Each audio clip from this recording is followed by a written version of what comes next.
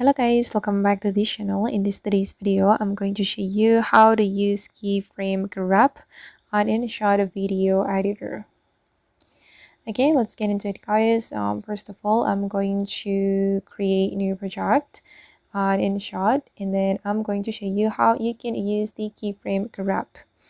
Okay, and I'm going to use keyframe for this photo.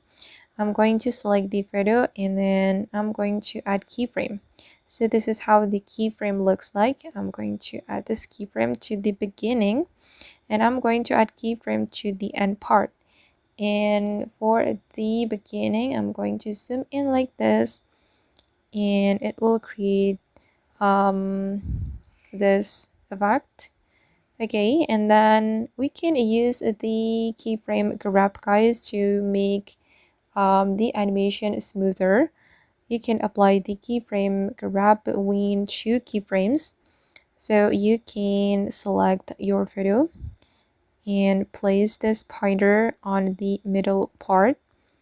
Okay, and then I'm going to go to the ease.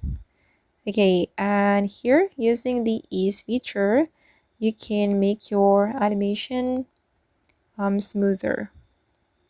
Okay, I'm going to choose one of them, for example this one or this one. Okay, I think I'm gonna go with this one, and you can read the the help here.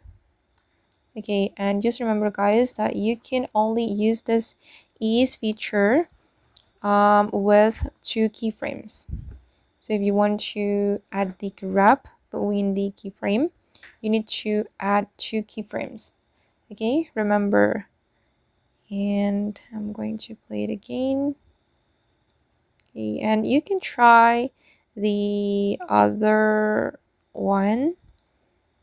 So you just need to click on ease and yeah, choose the grab,